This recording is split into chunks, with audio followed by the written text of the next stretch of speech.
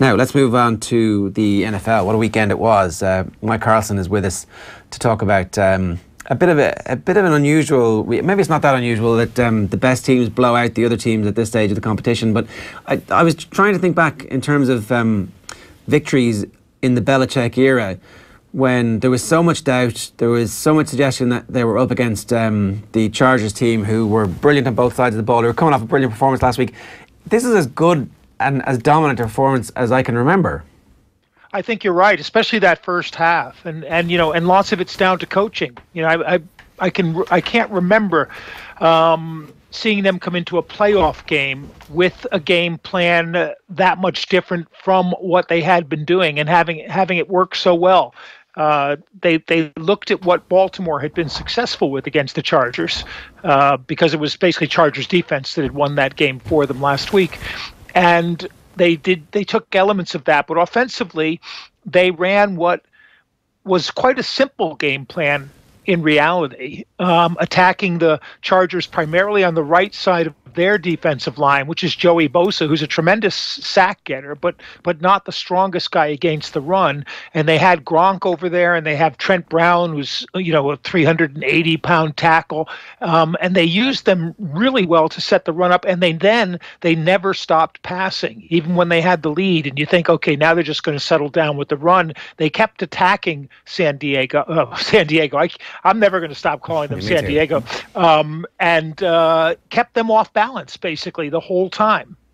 Yeah, we've been talking a good bit about Josh McDaniels and why he would still be getting interviews after jilting the Indianapolis Colts last year at the altar, or even kind of after they were at the altar.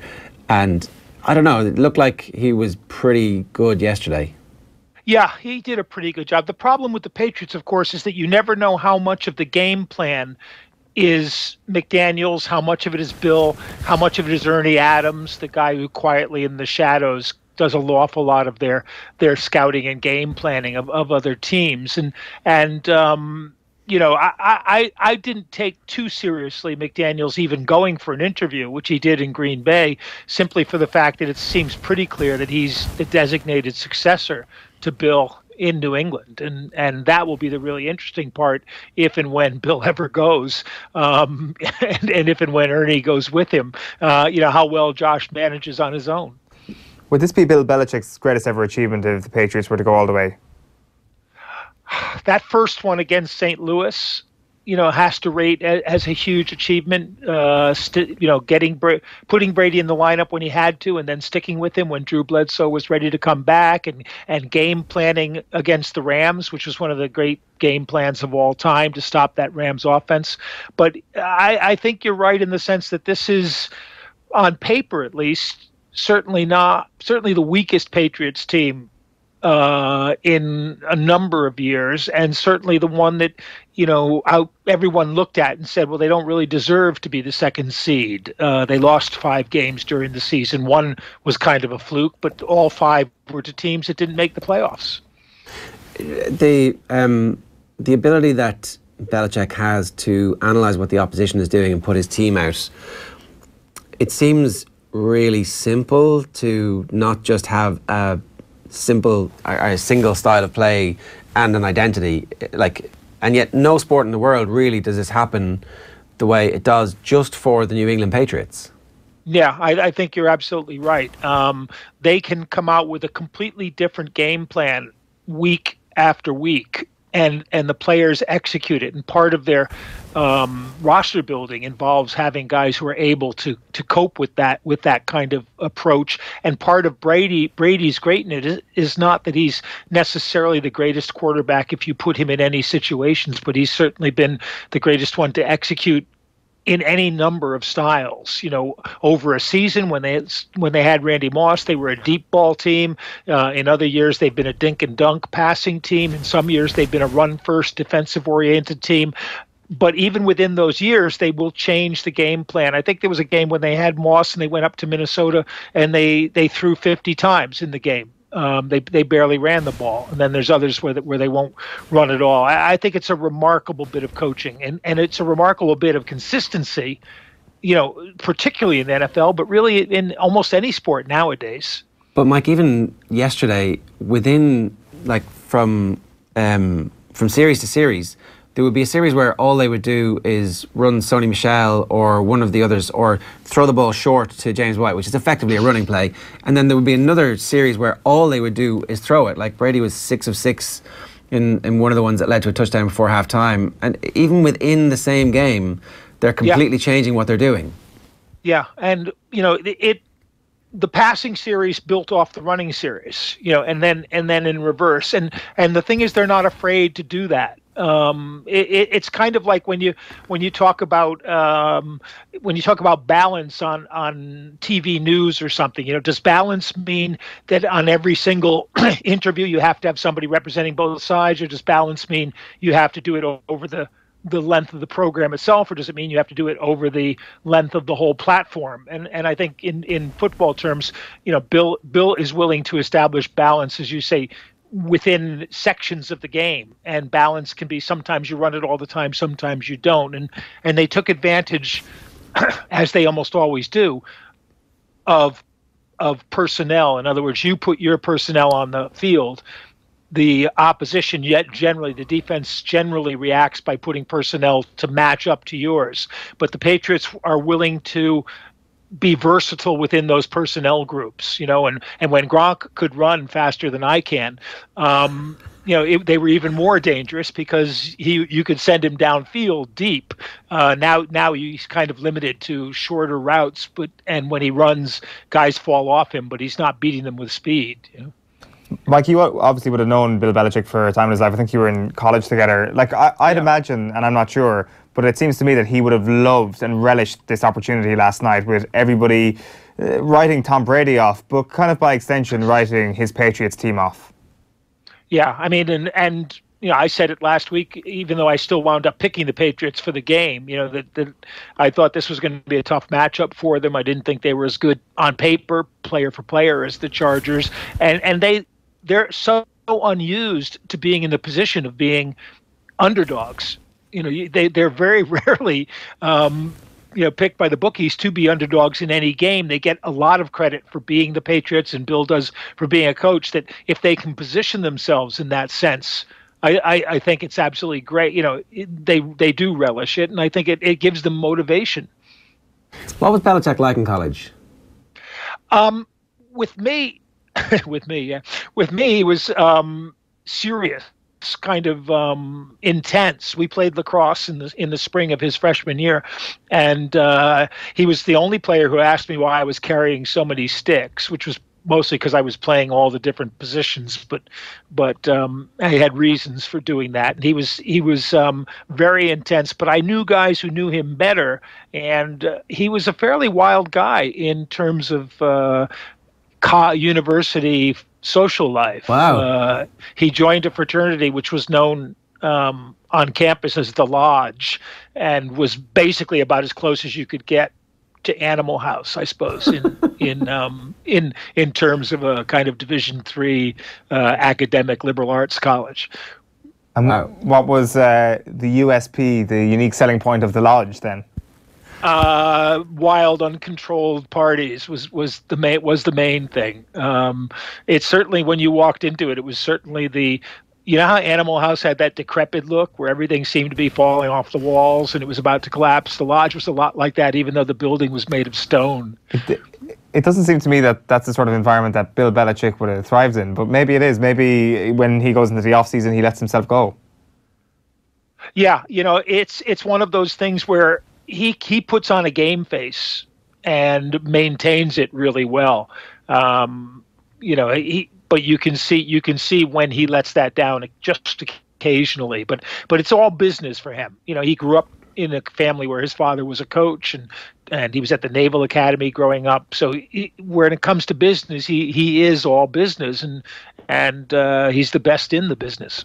Have any of the books or documentaries ever really captured who he actually is, do you think? Because the two-part of football life is grand. I've seen. Yeah. Although the one on Super Bowl, on the Super Bowl win against Seattle, called "Do Your Job," which I think NFL Films made or ESPN made. But I think that captures the Patriots really well. and his ethos that seeps down to the rest of the team. And I think that was the he's a lot more, what would you call it, sensitive than people think. On the personal lives level. Yeah, okay, that is interesting. The other thing about them being underdogs, they're underdogs for the game against the Kansas City Chiefs, and over the course of the season, and given how amazing the Chiefs were and just how controlled they were in terms of their getting stuff done at the weekend, that makes sense. But history also suggests that making the Patriots underdogs at this point after a controlled victory like they just had, also doesn't make sense. Yeah, to be honest, when I saw that it opened at a 3-point line, I was a little bit surprised because, 3 points basically calls the game a pick'em because the home team, the bookies normally give the home team about a 3-point advantage. Belichick and Andy Reid is a great rivalry, and neither has the advantage this week of coming off the extra week as they did in their home games last week. The Chiefs are at home. They played earlier in the season. It was a 43-40 game. Where basically the Chiefs simply left New England too much time at the end of the game, and they came down and got a field goal. I think the Chiefs' defense is stronger now than it was in that game, and of course, New England is missing Josh Gordon.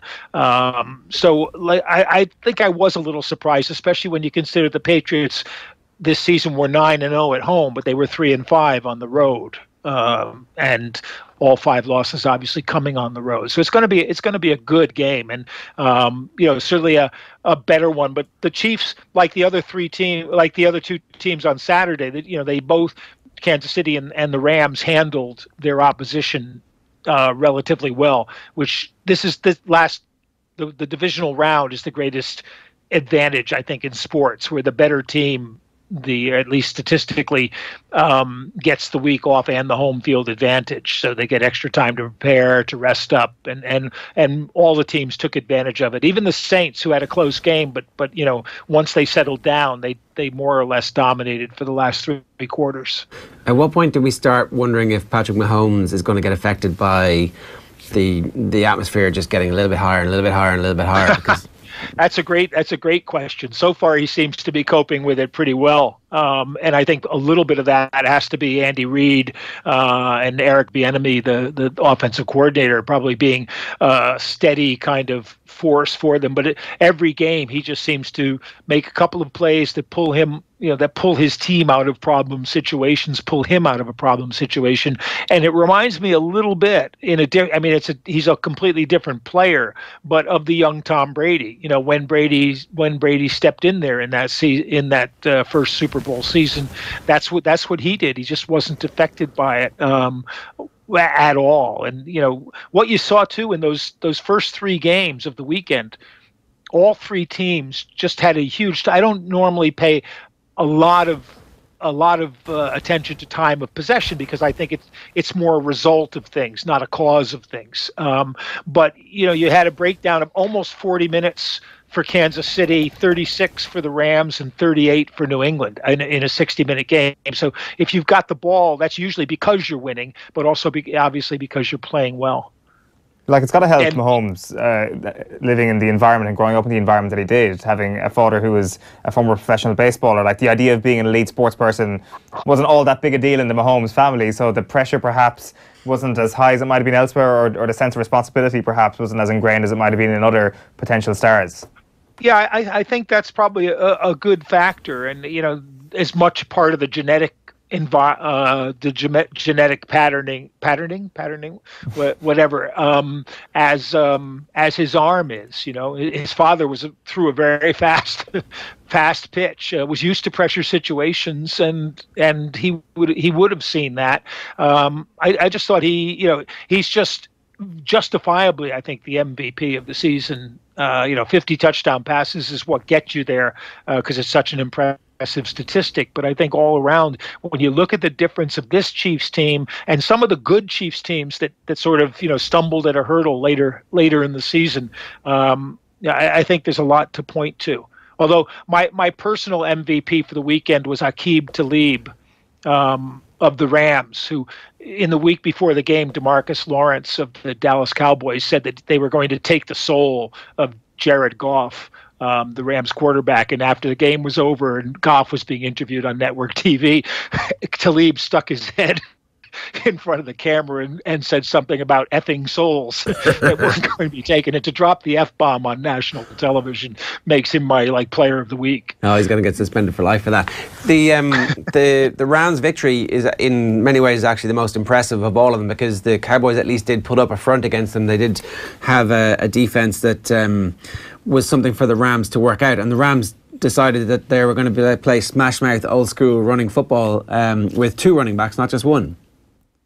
Yeah, and it is smash mouth. It's not so old school, or unless you go back to sort of single wing days when players would be in motion, going in opposite directions and misdirection. But the Rams, like the Patriots and like the Chiefs, were committed to running the ball in these games. And C.J. Anderson, you just have to feel really good for, because here's a guy who was released by two different teams during the season, was out on the street when the Rams picked him up, and if you remember him from his best days in Denver, he was the kind of guy who was great at recognizing that first hole and getting through it. And Denver's kind of influence blocking. Everyone would block in one direction, and then your runner would cut back against it. Terrell Davis did it. Anderson did it. They had a bunch of guys. They could turn guys into 1,000-yard rushers. And he's just perfectly suited for that kind of running with the Rams. And at no point were they afraid to put the ball on the ground. It gave Todd Gurley a really necessary rest, because they don't really want to overwork him given his continuing knee problems. And I thought it was great that even in the Saints game, when they needed one first down to close out the game, they had a 3rd and 10, and they gave the ball on the ground to Kamara, and Kamara gained 11 yards, and the game was over. Yeah, it's great that the four best teams clearly are still involved, because there's no team who's fluked a win or had an upset victory. It's like it's guaranteed to be close and good from this point forward. Yeah, you would hope so. You still have questions overall, say, about the Rams defense, about the Patriots defense, about the Chiefs defense, and even about the Saints defense, although they played really well for three quarters when they sort of adjusted to the way that Nick Foles played. And but I think that makes the games more interesting, because you will get some of that, the potential for some of that shootout factor that we talked about, back in the 54, 51, and 43, 40 days. And that's when defenses, although it surprises you because you think, well, they're allowing lots of yardage or lots of points, but that's where one or two key plays or one or two key drives where you can get a stop become really important. There's just one other loose end we needed to tie up, Mike, before we let you go. You mentioned the Lodge fraternity earlier on. Was Mike Carlson a member of the Lodge fraternity?